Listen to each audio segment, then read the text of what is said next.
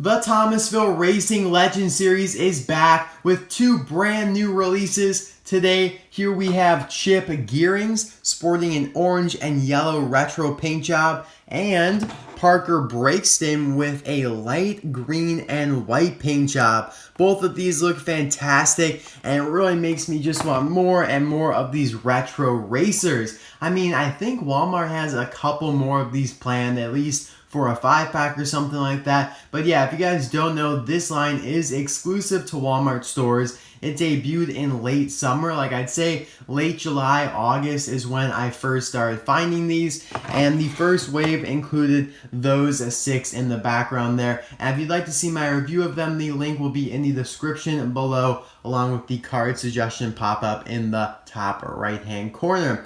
Now, only one of my really local stores got the line in. One store never got any at all in, and fortunately though, the other store has been my source all from the beginning. I found at least 4 of each of these, I'd say maybe like 3 weeks ago. It was like in mid-December I found these. I would have reviewed them sooner, but we had a lot of stuff going on. But there are a couple pictures from the store. So these were very, very easy to find for me, but I've only found like one other one at another Walmart far away, and then my other store still hasn't gotten them in yet, so it seems like they're kind of still limited, but hopefully if you want them, you can find them, and also hopefully they're not too expensive online. So if you don't, you can still get them there, like eBay or Amazon, something like that. I did pick up 2 sets because, you know me, I love having a little set in the package just for the future. So we have the nice art, as always, of Fabulous Lightning McQueen there in kind of like a wooded signage type art. I guess you could say this is like a billboard basically. Thomasville Racing Legends logo. You have Lightning McQueen there against what looks to be maybe Junior Moon. Of course, international packaging there, so you have a bunch of different ways of saying Thomasville Tribute. On the back here you can see Ponchy Wipeout, Lightning McQueen, and Chip Gearings, so those are some of the other ones you can collect. McQueen and Ponchy Wipeout were in the first wave. And then you have a nice picture of Louise Nash, Junior Moon, Smokey, and River Scott, who are some of the original legends, although Smokey never raced, he just was a crew chief.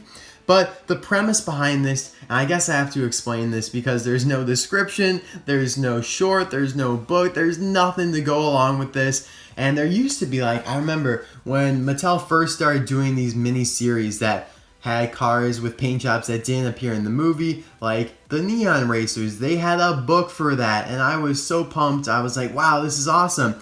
But as the years have gone by, we've gotten more bare with these series here. So basically, the Thomasville Racing Legends is when McQueen brings together some of his racing friends, even though I guess Jackson Storm is probably more of a rival, but they all deck out in these retro paint jobs to tribute, to honor the past racers. Like McQueen is honoring Doc Hudson, H.J. Hollis is honoring Jet Robinson, and then the other ones like our other racers that we don't know the names of. But it'd be really cool if, you know, maybe one of them honored like Louise Jr. or River Scott, but none of them have a paint job like that yet. So we're gonna break these open here and take a closer look.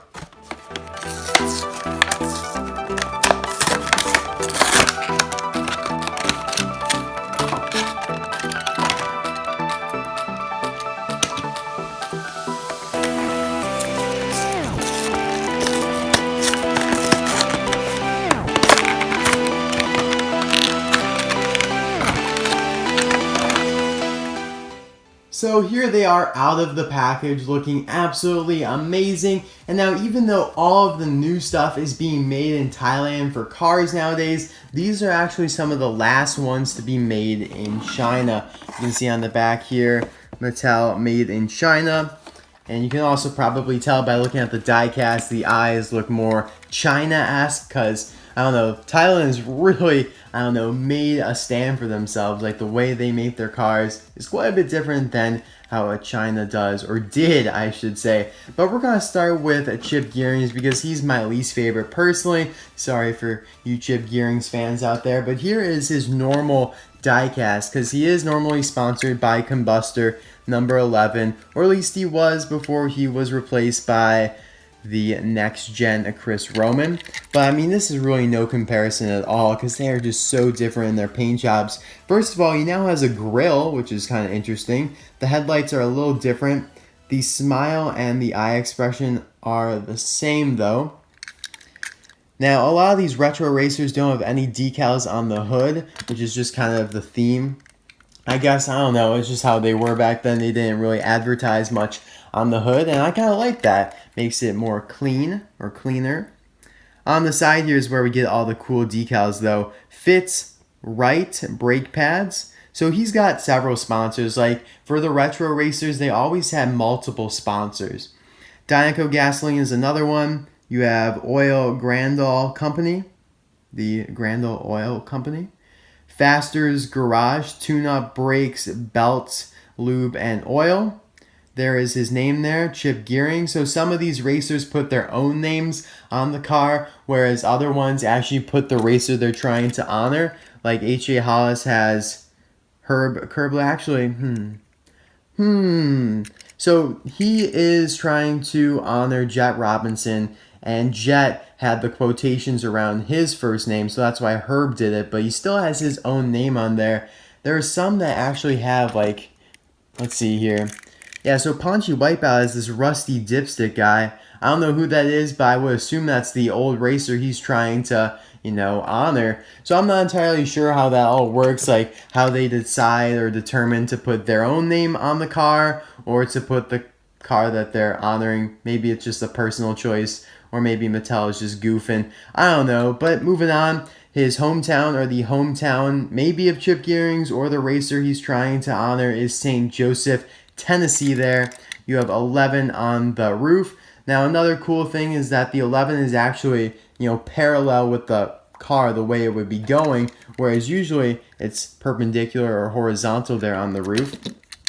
Same thing with the 11 there. You got the window bars, gas cap. I really do like the rims as well. They're like a charcoal gray with a red band. Actually, like, it looks like it's on the tire, but I think that's still part of the wheel. On the back here, you have Faster's Garage, tune-ups, brakes, belts, lube, and oil. So it seems like he is more of a Faster's Garage sponsored car instead of like the other sponsors he has, the brake pads or Dynaco and the Grandal. And another kind of mistake I see here is that they have that camera. So back in the 1950s, they did not plant cameras on the back of racers like they do now to get cool shots of the race. And you can see it makes sense on the 2017 version of a racer, but 1950s, they did not have that. So that's a little mistake, but no big deal. I love his paint job, and I love all the decals on him. It's just really cool to look at it all. There's always something new and interesting that you've never really seen before.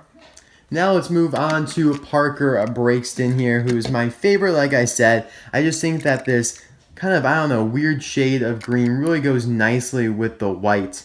So Jen's Diner is one of his sponsors.